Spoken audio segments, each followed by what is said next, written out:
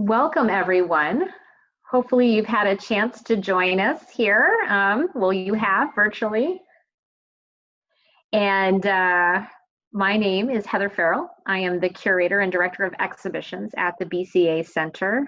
And we are thrilled to have all of you joining the BCA for our premier virtual artist talk with Estefania Puerta, who is going to discuss her current exhibition at the BCA, Sore Mouth Swore. And we all appreciate your kindness and forgiveness, as this is our first round and experimental, but I will share a few details on our format today. And after I introduce Este and thank all our supporters, Este is going to share a really thoughtful presentation with us, introducing some of the key themes in her work, as well as some of the answer some questions that we might all have at the end of the presentation. There's a chat feature if you want to share a comment, but I also encourage you that if you have a question, to use the feature here on Zoom, which is our Q&A, and that we'll post the question and we'll answer those at the end of the presentation. And the nice thing today is that this is being recorded, to let you all know, and we are going to feature it on our new BCA home studio site. And this site hosts 360-degree virtual tours of our shows, including Sore Mouth Swore, artist studio tours, teaching artist demonstrations, art activities, and more. And the program will also be posted to Este's website and be available at Burlington Cable Access Television. And thank you, Este, for being here for our program today. Thanks, Heather. Thank you all. Thank you, BCA, for doing this. We're all experimenting. This is definitely a first for all of us, maybe for a lot of you too. So, hopefully it all goes well, but we'll see how it goes. I think we're feeling good about it. We gave it a couple of run-throughs. And Este, I'm so sorry, Este, before I wanted to introduce you, but before I let you go into your introduction program, I'd just like to share a few more thank yous for making it happen today. First and foremost, always thank the artists. But we also wanted to thank some of our wonderful supporters who make exhibitions like Sore Mouth Swore happen, and that is Mascoma Bank, the Andy Warhol Foundation for the Visual Arts, the NEA, Vermont Arts Council, and also VPR for our new home studio site. And also special thanks, the man behind the curtain, Colin Storrs, our curatorial assistant and Zoom webinar expert, and to our BCA communications team for promoting today's program and launching these important home studio websites for the community. And I just want to share a few words about Este and her bio and her work. And for Sore Mouth Swore, this is her first major solo exhibition in the past few years, and it really captures a tremendous breadth of her creativity and thinking. We are very honored to be featuring her work at BCA and as part of our Project Vermont series, which is dedicated to experimentation, including the virtual world, and support for artists to push their practice and create new work. Born in Columbia and currently residing in Burlington, Este is a multimedia artist who examines notions of materials, identity, and transformation through a practice that includes painting, sculpture, performance, writing, and importantly, collaboration. As a Latina immigrant and woman, she draws upon identity to inform her work and really invites viewers to explore and cross various boundaries and borders. She earned her BS from UVM right here in Burlington and an MFA from the Yale School of Art. She's been an artist in residence at several very well-known residencies, including the Shandaken projects at the Storm King Art Center, the Generator here in Burlington, as well as New City Gallery. Thank you for joining us today. And Este, I now turn the time completely over to you. Thanks, Heather.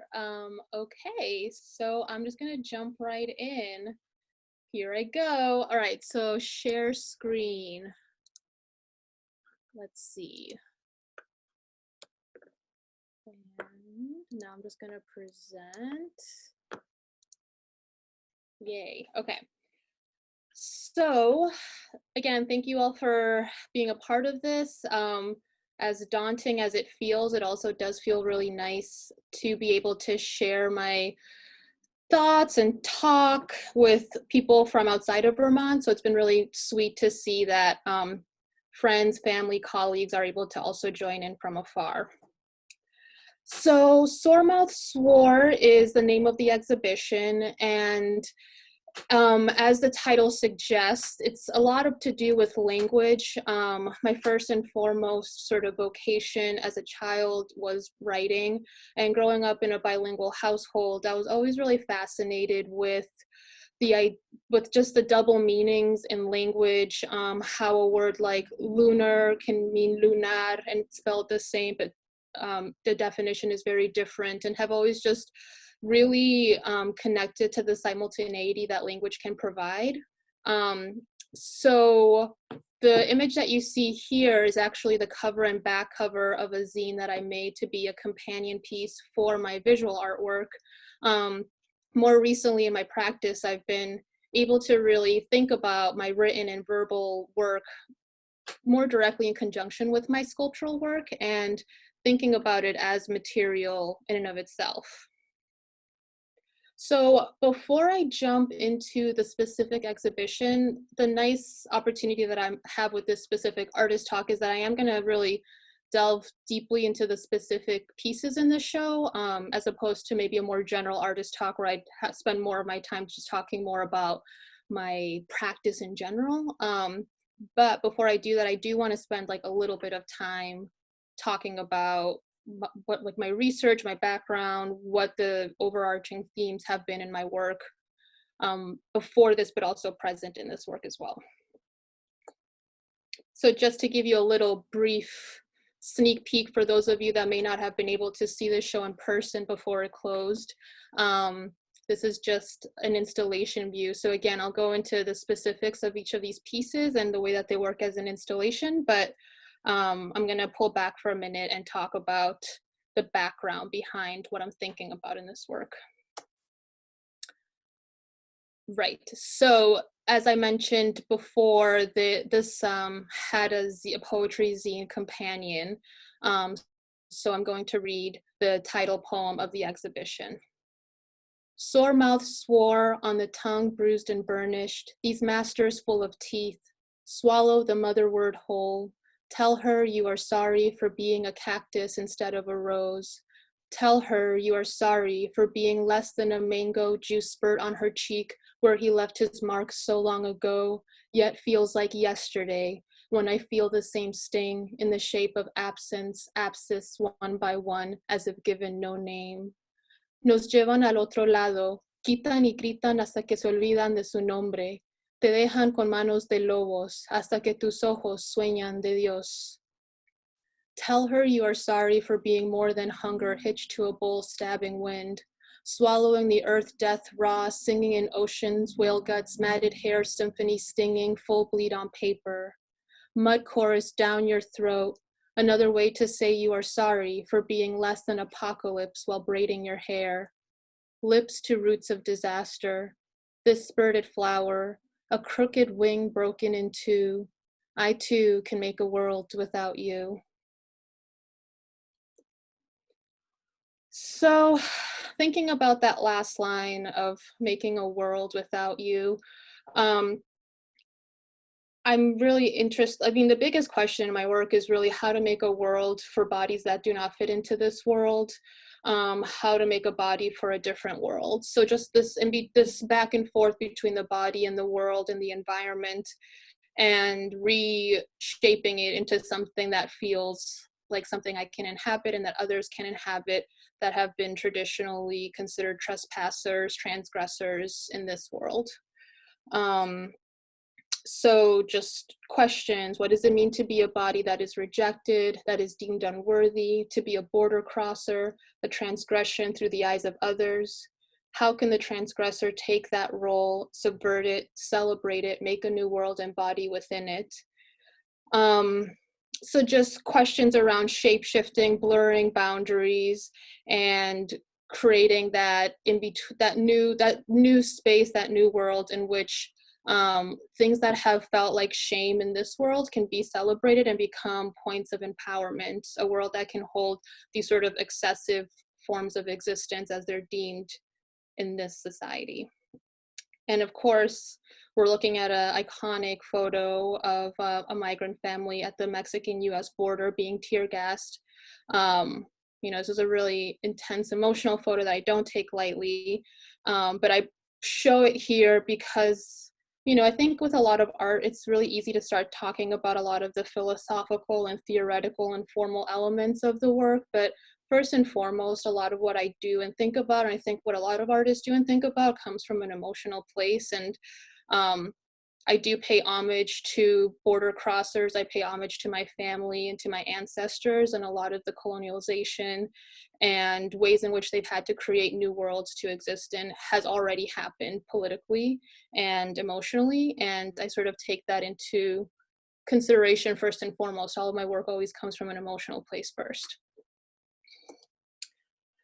With that said, I look at a lot of my own personal family history. So this photo to the left is a photo of my grandfather shoveling snow in East Boston in the mid-90s, and the photo to the right is a photo of the Statue of Liberty. And these are photographs in my grandmother's house that I helped organize for her, and sort of became my own secret poetic, project of grouping gestures and forms together. So again, although I'm looking at these histories and trying to contend with them into a bigger question around where bodies fit and don't fit, and therefore asking a bigger question around history around us, I'm also thinking about like the actual forms and shapes of these images. So the fact that, I don't know, like my grandfather holding the shovel sort of evokes the same gesture as the Statue of Liberty holding up the torch, and really thinking about like what the shape and form of liberty looks like. What does it mean to represent that in this sort of like sculptural way, is also sort of like the formal inquiry around this work. So tangentially to, questions around immigrant bodies, I'm also looking at the history of hysteria as it pertains to theories around psychoanalysis and social history of the treatment of women. So again, really looking at excess and the idea of being too much and holding it all in, and how that's manifested throughout social history. So these photographs that we're looking at now are from Charcot in the mid 1800s. And these are actually his photographs. He was actually an incredible photographer, and his catalog of documenting these quote unquote hysterical women is really beautiful and sort of art within itself. But here he's cataloging the symptoms of what hysteria looks like. So, there's the typical arched back, and then also to the photo on the right is like these clenched fists. So these were all like categorically deemed as symptoms for hysteria. And the background of these women in this hospital is that a lot of them came from really like messed up, intense family backgrounds. A lot of them were homeless or experienced significant amount of sexual abuse. So there's a lot of problems in all of what Charcot was doing, and the way that this was categorized, and how these women were actually treated for what they were going through. So a question again is just how much a body can hold. So again, just looking at these forms and shapes as not only like a body doing them, but also evoking the sort of more archetypal question around form, and what does the form of holding something in or holding onto something look like, whether it's from within or something coming to you. And then I guess just thinking about the specific history as the history of women historically inhabiting a different space altogether, and that these spaces that we're able to inhabit that become a space of simultaneity become a big threat to the patriarchal structure, in which then are deemed as dangerous or unstable and must be tamed and restrained. So I think this is a good place to just talk about this one quote from a Samuel Delaney story that has really stuck with me in terms of the work that I was thinking about, in which he describes this beastly woman who was once beautiful, but she has since become this horrible beast that has needed to be chained down in order to not attack anyone. And they describe her as she made the beast to protect herself. And that's just been sort of this guiding light in my work, in the way that I see how women in general have had to use performativity and the spectacle and the excess to protect themselves from the patriarchal structure. And basically what protection looks like, and moments that becoming excessive become protection, and the moments of becoming quiet become protection. So here's just another photo of a patient in this hospital. So just to show you like how physically demanding some of these poses were, like this was during a time where you couldn't just snap a photo quickly. So this person had to hold this pose for a significant amount of time. So just thinking again about like the physical demands of having this reservoir of emotional landscape, if you will, but also just the form. It's like a beautiful form, but it's like such a ridiculous and intense story behind it. So that being like a very quick rundown of what I've been thinking about historically, I really started specifically thinking about the breakdown of language, particularly as it pertains to speech exhaustion, having to explain ourselves into delirium, where the woman always becomes the banshee. So just truly that kind of echoing back to my interest in language to begin with, and being someone who's bilingual, and yet having this feeling that in any language I speak, no one could truly understand my language, and that my language in some ways isn't any of these languages, and just sort of that space where things keep going, that talk happens so much it just becomes noise, it becomes gibberish, it feels more like a physical manifestation of spit in your mouth. Like that was the space that I thought became the most relatable as my experience to this work and as my experience to this world. So that was sort of like the segue from what I've been thinking about to like what this work started shifting into.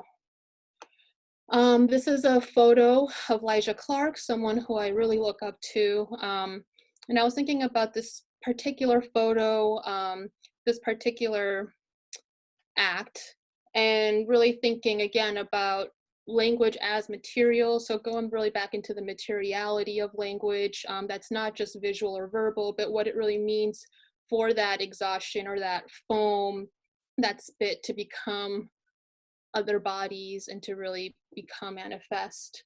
And then that just echoing into this idea of archetypal forms. So not necessarily forms that we would associate with exhaustion or speech, but ones that I would deem to be that way. So really looking beyond the representation of bodies and thinking more about evoking a body or evoking a speech. So I started really thinking of each of these pieces in the exhibition as a speech act. So this is the first piece I'll show you in the show. It's called Death Wish.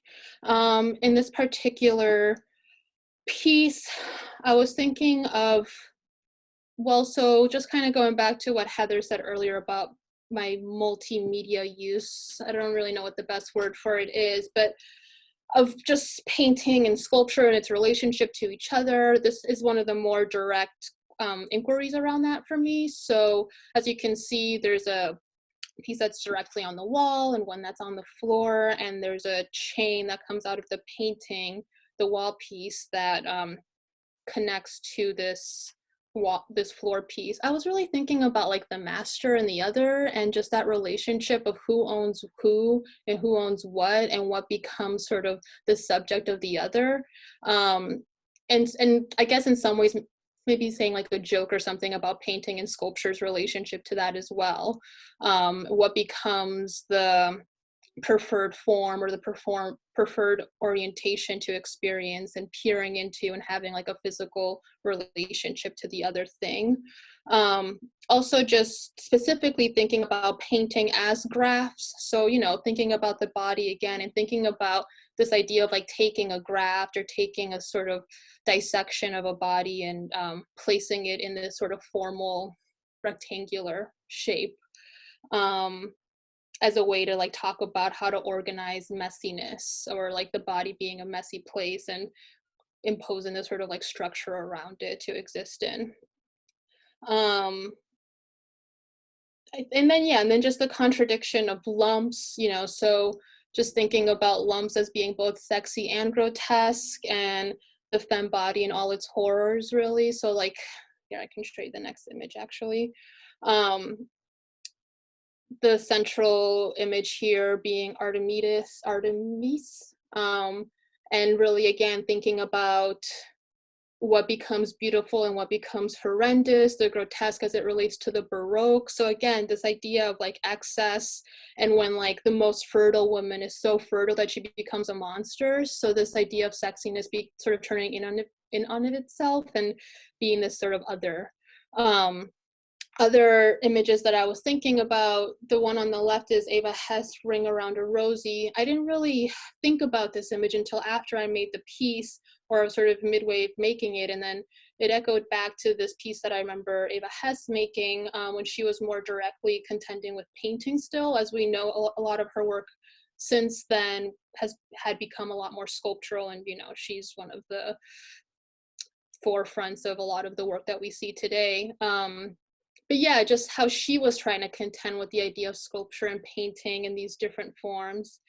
And then the figure to the right, that sort of drawing, is an image of Mary Magdalene, one of an early depiction of her, where there's a lot of depictions of Mary Magdalene covered in hair from head to toe, because hair is considered promiscuous in the Christian church. So just also thinking again about hair as a symbol and a material at simultaneously, what hair can represent, going back to like the most fertile, so therefore the most grotesque, that idea of excess. And using hair, of course, with its like mythic structures of like Rapunzel and Samson. There's a lot of, wonderful histories around hair, and wanting to use that in this work in different ways. So I'm just going to briefly show you that this piece here, so where those blue sort of teardrops are coming out, you'll see there's like this slash in the canvas, and that became an interesting part of this painting for me, and I wanted to explore that further. And it really reminded me a lot about the wound of Christ that I showed you here, and the sort of like the idea of the wound in general in this opening. So I guess just talking about the formal aspect of it, like slashing a painting canvas and like creating a wound on this sort of like formal structures also has its history that I'm interested in, but then just the way that it relates to the body and what a wound is, and of course the vaginal implications of what a wound is, and what sort of comes in and out of that. Here's another image that I was thinking a lot about when I like sort of saw that wound in the canvas. And that made me really think about that, and actually just create its own separate work that really encapsulated that, and really like let that excess of the thing coming out of the wound speak for itself. I don't tend to make a series of things in a traditional way, like a painting series.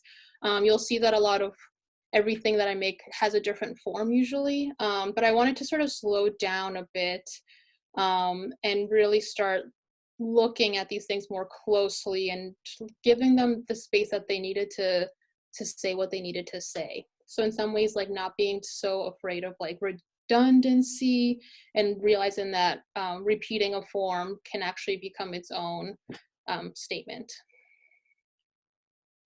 Let's see if there's anything else I wanted to say about this. No. And this one's called Misma. So this piece is called Lunar. So I first started off with the center piece as a painting, so it's similar size to the ones that you saw before. And I wanted to think of a painting as something to contend with, as one does with a wild animal. So just really thinking of not of painting as not something to look into, but a painting as something that looks back at you. and that sort of empowered agency of like looking back and almost like having the viewer be uncomfortable about what they're looking at, and not have it be something that feels like necessarily appeasing in that way that some painting histories have aimed to do.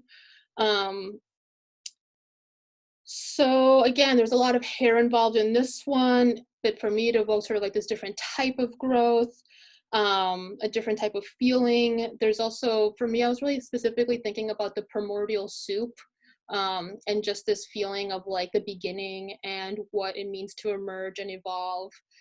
And again, that shape shifting, that when like the earth colliding in and of itself and then creating new life forms. So just in terms of like the colors I was thinking of, I was thinking a lot about like the oceans and the earth like sort of like clashing together and creating this sort of like cascade of like of material and color to create a new form in the way that an asteroid did on this earth many years ago.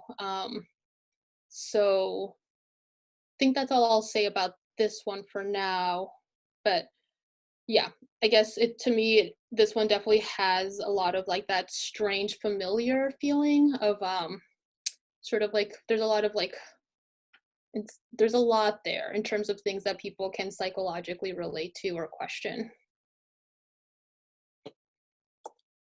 And then here are just a couple of detail shots.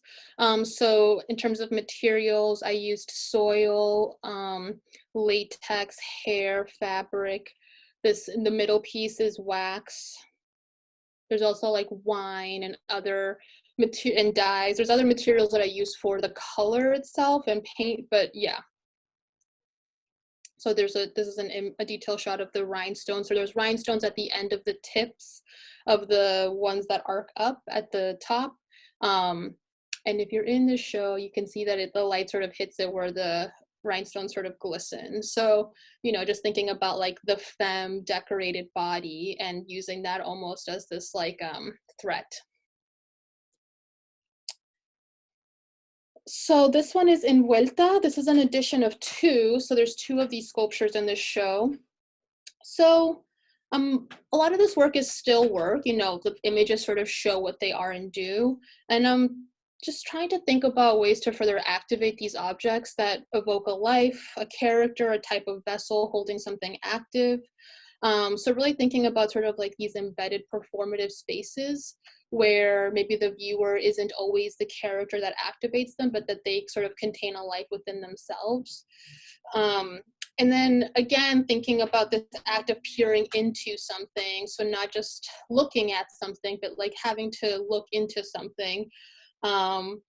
And just like, again, simultaneity in terms of, well, I guess I'll just say that within these sculptures, there are videos that are playing. So that's what I mean by these performative spaces, is that you'll see here that there's actually a vignette of different videos happening. And so I was thinking about the simultaneity of time in that way, of what it means for a sculpture to be present in a space and have its own agency, but then also embedded in it is a sort of documentation of another space and time, and just being able to exist in multiple places and spaces at once.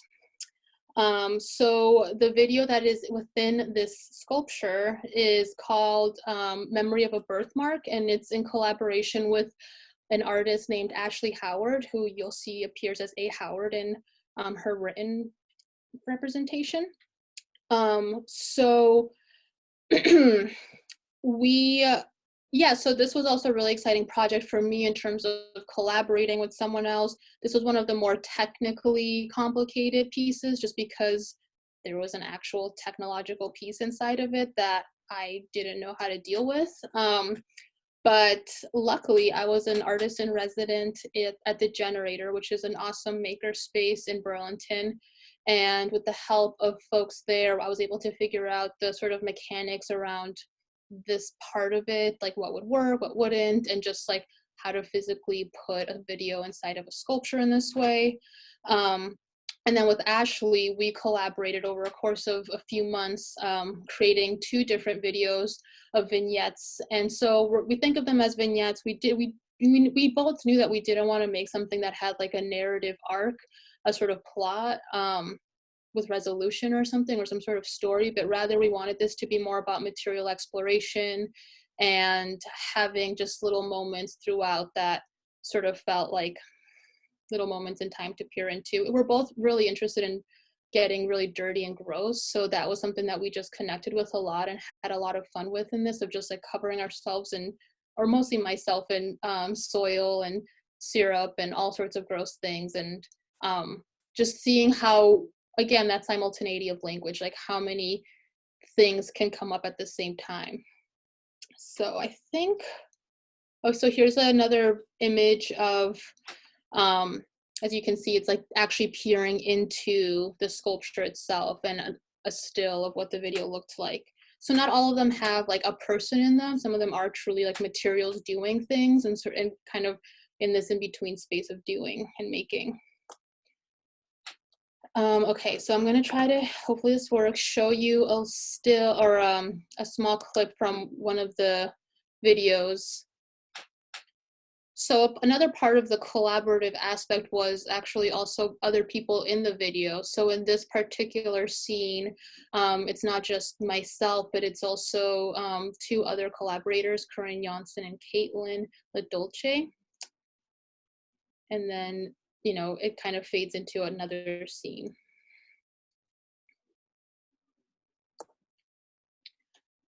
So I think it's fun to be able to show the faces behind a lot of this other work, because as we all know, being a visual artist can be really isolating and lonely. Sometimes it's great and sometimes it's frustrating. So it was a really nice balance, this show, in terms of having that isolated moments that I needed, but then also being able to collaborate and play with other people and really see these sort of projects into fruition with the help of others. It was really sweet to really feel like I needed that help and have it.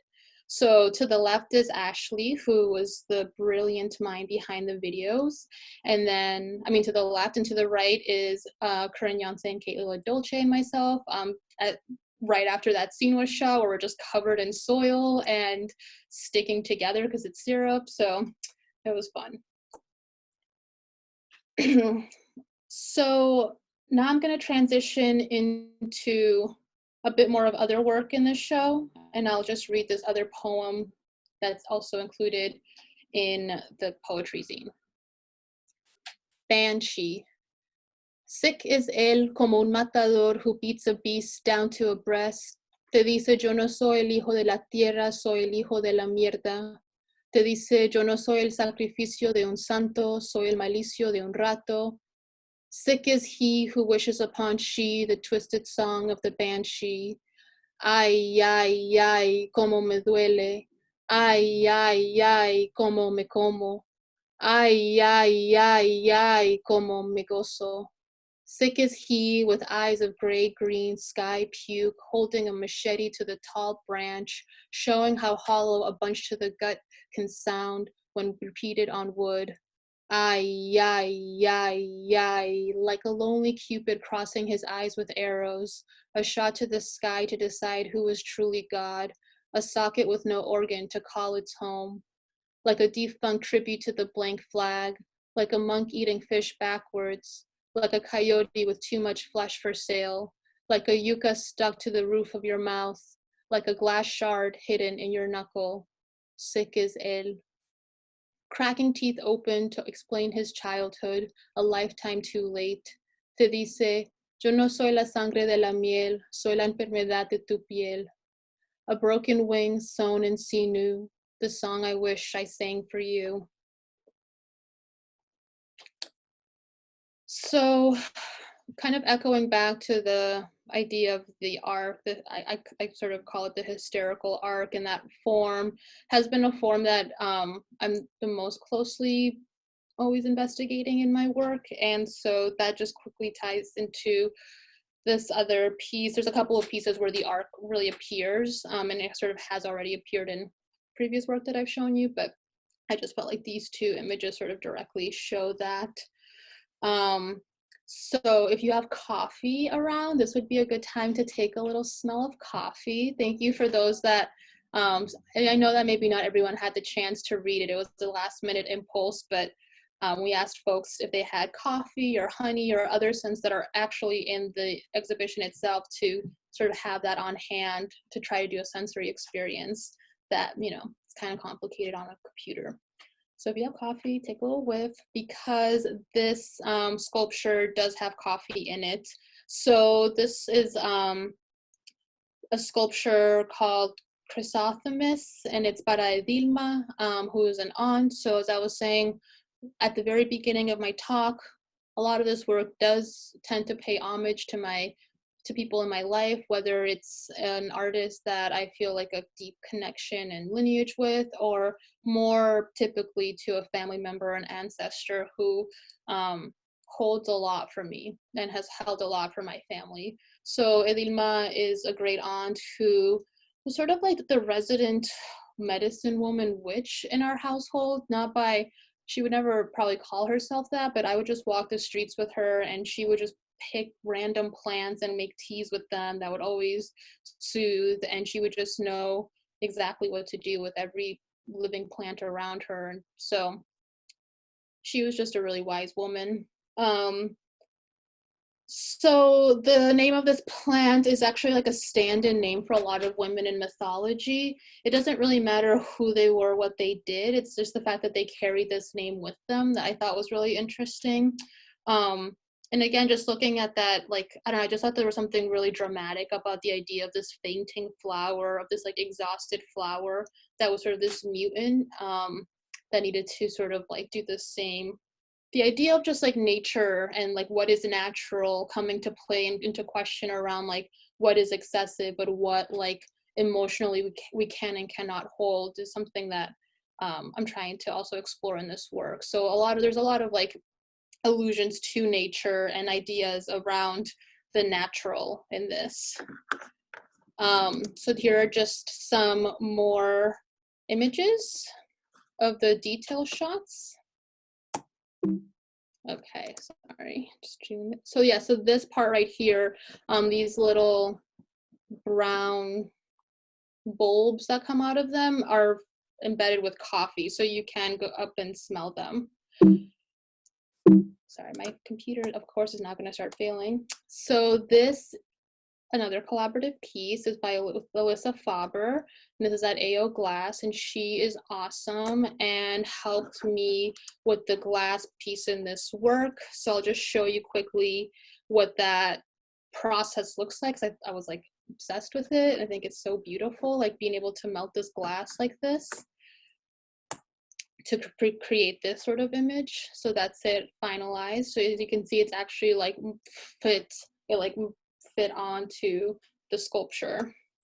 And inside of this piece is water.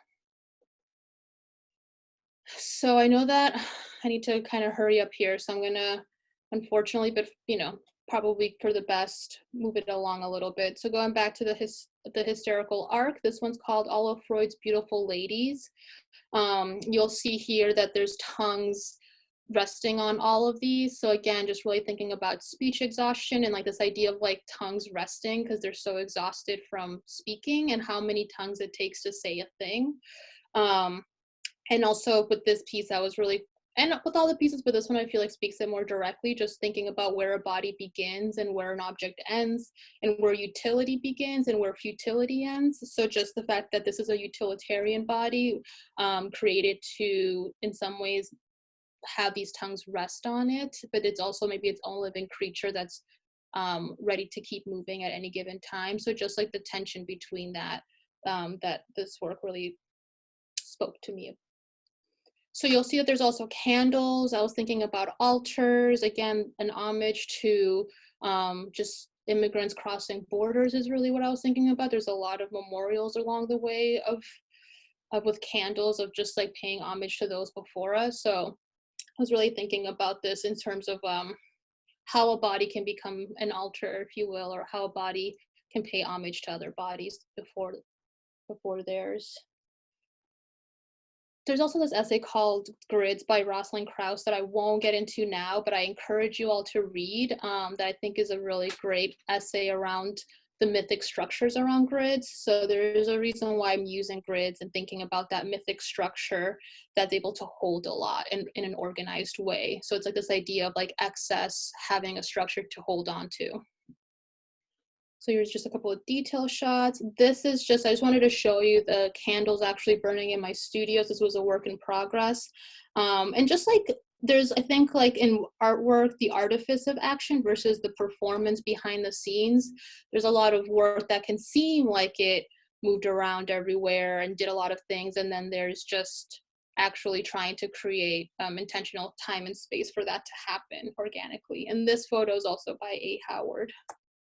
Okay, so then here you can see some of the melted candles.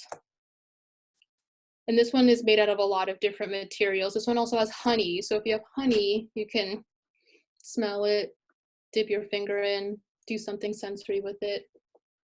So here you can see the honey drips. And then here are the ends with the claws. And then this is Elliot Katz and Haley, who helped me with some of this work at the generator.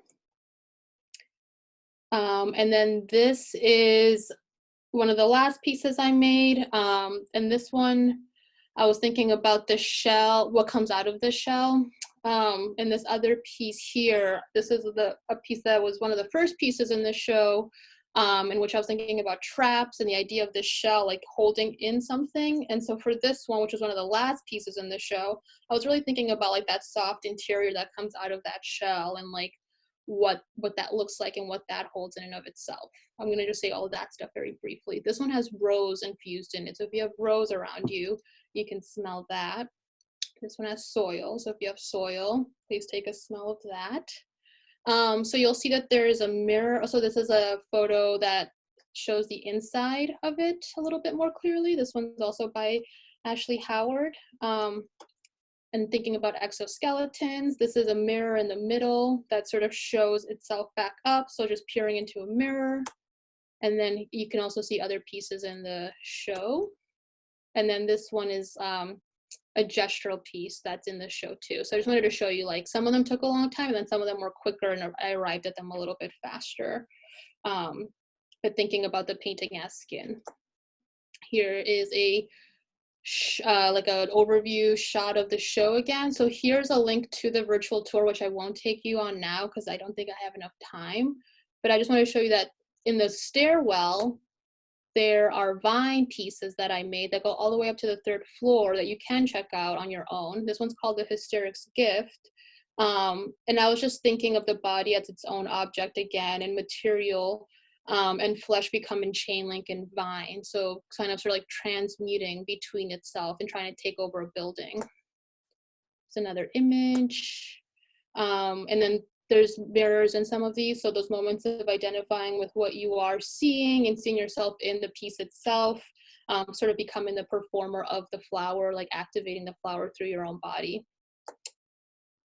Next projects, I don't think I'm going to talk about this right now. I'm just going to like jump into what Heather has to say. And if we have time, maybe I'll just tell you what I'm thinking about for my next iteration of thoughts. I'm going to stop there.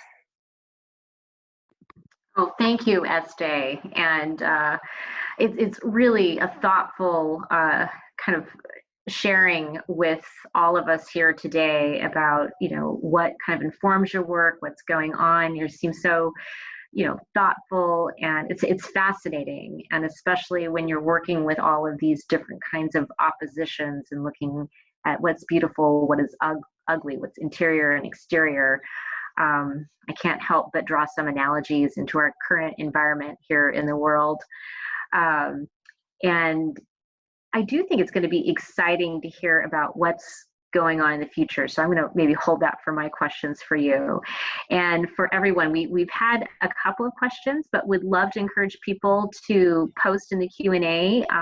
And I was just going to remind those who might have joined us a little late in the program that we are recording this webinar, and we will be posting it to our BCA home studio.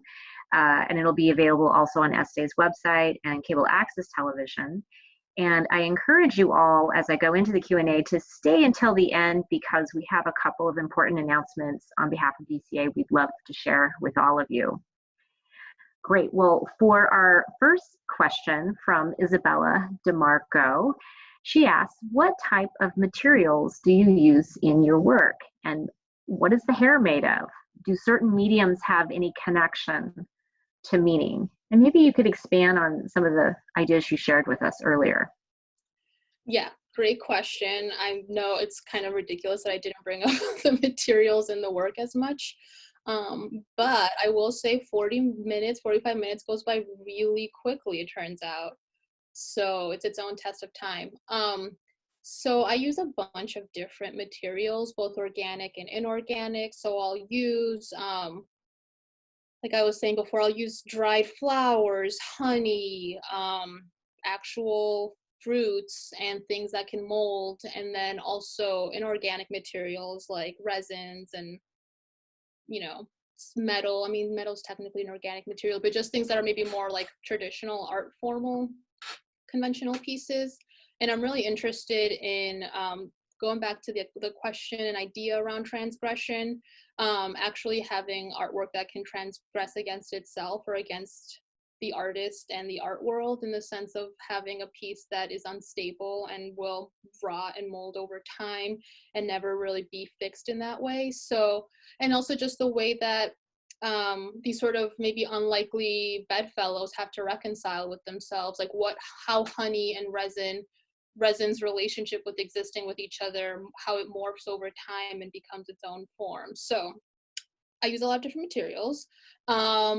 The hair is different types, so I'll use synthetic hair, but I've also used wool, like actual wool, and increasingly I'm more interested in using more natural materials in that way. So that sort of arc piece that I showed at the end of all of Freud's Beautiful Women, that one has a lot of wool in it, for example, whereas other ones have synthetic hair.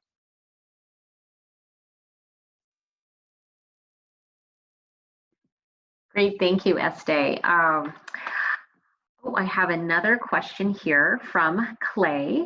I was lucky enough to see the show in person, and I love your connection to the grid structure, to excess. Could you explain a bit more in detail how you see the grid working with excess, both mystically and in your work? Yeah, so I guess like going back to that Rosalind Krauss essay around the grid, just the way that I sort of related to it and the way in which she was talking about is the grid becomes a place that's mythic in the same way that it's like a structure to be able to put anything on, and because it has a repeated structure, you can hold it a bit longer. So I guess what I meant by it in my own work is having all of these things that feel like a lot, if they were sort of jumbled and on top of each other, all of a sudden feel like they have this order that you can take in and have almost like a logic behind, even though if you really look closely, there's a lot of things going on there. So it's just like a spatial way of organizing thought in some ways, but even if the thoughts are everywhere, it feels organized even if it's not. So it's kind of its own inherent contradiction that is able to hold itself together in that contradiction. Hope that makes sense. Thank you, Estee. I have another question from Jonathan Payne. He asks, can you speak to the participatory nature of your work via the senses? Specifically, I'm curious about your use of accessible and readily available materials. How important is it that viewers recognize them or even associate with them? It was so lovely to engage in your materiality via sensory engagement with coffee and honey from afar. This is a phenomenal exhibition, friend. Hi, Jonathan. I love you so much and miss you greatly. Thank you for being a part of this. So yeah, I mean, it's a good question, Jonathan. It's important to me. I guess it's like I really am interested in that in-between space of what feels familiar to a certain extent and then what feels totally foreign, and kind of trying to make the foreign feel more familiar and trying to make the familiar feel more foreign. So in terms of like readily found materials, so I don't know, for example, the tongues on that same art piece that I was talking about with the honey is made out of acrylic caulking material. So that's something that probably most people have in their household because we all need to seal up windows at some point. So being able to use it in a more artful way, but yet like you wouldn't necessarily recognize it as such. So I do use them, but usually for devices of my own interest to make them something else. But Jonathan, it's actually really great that you bring that up because my next work that I'm actually thinking about, one of the materials that I'm really investigating are mop heads as it relates to immigrant labor and really using like that cultural material in a more direct, but also having it have many meanings and having it be like a being, but then also being very directly a mop head. And yeah, it's something that I'm like, don't think I reconciled with exactly, but I want to keep exploring. Great, thank you. I have another question from Cecilia Ackerman. And thank you for the talk, Steph. I'm really excited by your thoughts about materiality of language versus what you expressed about language exceeding the ability to fully capture you or your experience. And forgive me one moment because now I've got a lot of questions and I just lost that question. There we go. Could you talk more about how you see the relation between those two ideas? Do you see the link between them as something metaphorical or effective? Is there something in both ideas that exceeds representation but doesn't deny it? Hi, Cecilia. Yeah, well, I mean, I think the question about representation in speech is a big question in terms of I'm more about like evoking a space versus representing it. And I think that the language can do the same thing. So, we have words that very literally describe objects and things. But then we have sounds that create this sort of other space. And sometimes those things come together and I say words that come out and you understand what I'm saying. And then other times it can sound like total noise and gibberish. So I guess in the way that I'm looking at my abstracted work that is evoking a body, it's not necessarily literally representing it. I'm also trying to think about speech in that way too. And that feels a little bit more vague or speculative in the visual artwork, and I think that's why I have the written text to sort of go along with it. And that sort of question, I'm really excited to further explore in more of my performances. So as a part, in lieu of an artist talk, we were actually going to do a performance at the Generator with the BCA, but now we can't do that for obvious reasons. But that was really going to explore that question more head on and more embodied, where I would be the one taking on the role of using speech in a more embodied and performative way, where people can really see it as material. Great, thank you. I have another question. And this one comes from Hoffman. Have you ever been commissioned to do a specific piece for a person or a group? And if so, has that process presented any special challenges for you? I mean, I've been commissioned to do, I also make a lot of visual, like drawing and 2D work that I always ends up, well, I don't know, I have a different relationship to it. It tends to be sort of in the behind the scenes preliminary, and as I'm making other work, it's sort of like my friend and companion along with the more elaborate stuff. So I've been commissioned to do more like 2D stuff. I've never been commissioned to do like a sculpture or a performance or anything. So I've never had the luxury of figuring out what relationship that would involve in terms of a back and forth. So yeah, I don't know. Now I have to follow up on that, Estee, that if you could have that potential, like someone said, we'd love to commission you to do something for a project in Burlington. What do you think you might want to do? Interior, exterior? I would definitely, I mean, I was like already gonna propose this, but I think it's crazy, but I would love to make a fountain. That would, exterior fountain in the middle of the park would be my dream come true. Yeah, to create like actual an actual living fountain that people in the public could experience and enjoy at any given time, but that would have a lot of these sort of Baroquean, excessive themes around them where you don't know where the body begins and ends, but then has a little bit of like a Latina flavor in there. Yeah, I would love to make a fountain. I love that idea. And I allude to it because when we were first discussing Este's exhibition at BCA, I first said, the sky's no limit, just what would you do? And then, of course, sometimes reality steps in a little bit, but I mean, that's how this exhibition kind of traverses the stairwell at BCA, and Este had even pitched an idea to bring the work out into the park. And I love how you were thinking that way. And so I think that's just a few steps in the future, Este. I'd like to pose another question for you from Jordan Turk. To the point raised in your response to the earlier question about materiality, I was curious if you could speak in greater depth about your relationship to synthetic hair and its symbolism or cultural legibility. And I'm also curious if how you perceive the works in terms of neo-primitivism as well as post-colonial theory.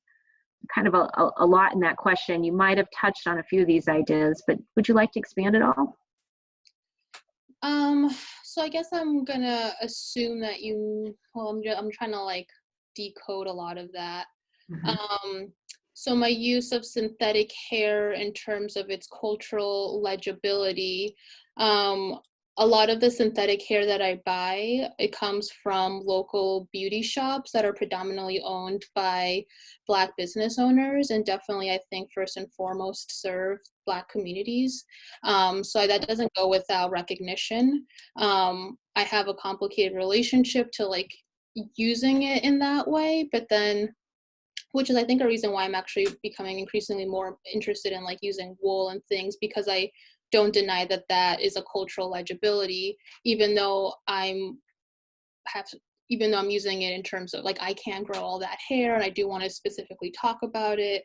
And I don't know, there's been really awesome actually conversations with folks that own these beauty shops in which I've been able to like talk about the sculptures and have these conversations and show them my work, and just be able to support those businesses, and especially in small places like Burlington, has felt really exciting. But yeah, it's a question in the work, or it's not a question in the work, but it's a question that I have for myself as an artist in terms of any material that I use. Like, what does it mean to use resins? Like, I don't use any toxic resins anymore because I have a horrible allergy to them. And also like environmentally, what does it mean to use any material right now? What does it even mean to make things anymore? So, and make stuff that takes up space. So all of that, like, it's a constant conflict. And then there was a question about neo-primitivism and post-colonial theory, which I'm not really sure what you mean exactly. So maybe you could just send me a personal question on the chat. I don't know if that's possible, to elaborate a bit more, but I just don't know how to answer it in a way that feels like I'm doing justice or honor to what you're trying to ask. Sorry.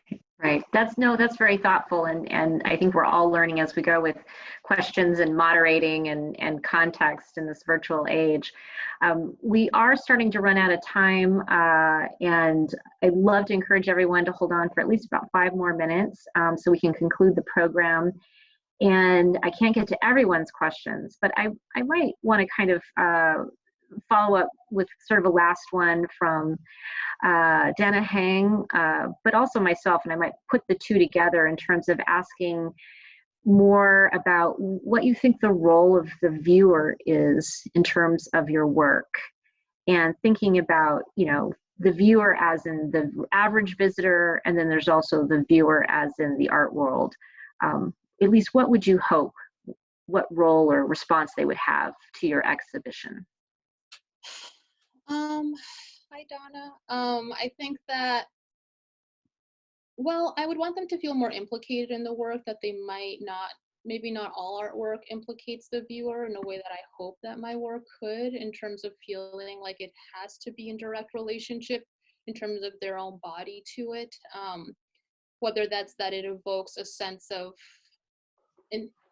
there's some of the work that I feel like does evoke a sense of intimacy. Specifically, I'm thinking about those pieces that you look inside of to see the video, and it's a singular experience. Only one person at a time can look into them. So for me, I was really thinking about that sense of like singular intimacy, and also just like there's something vulnerable about like being asked to look into something and not knowing what's going to happen. So there's certain elements in the pieces in this like show that I'm hoping that, you know, people can like come down to a little bit more smell, like have a bit more of a sensorial interaction that isn't just always optical. In terms of the art world, I mean, I don't know. I feel like the art world's always a speculative place to begin with, and I don't really consider the art world as an important aspect in my work as much as I do like the people in my direct community or my family or the people outside the art world that can relate to these materials or relate to these experiences.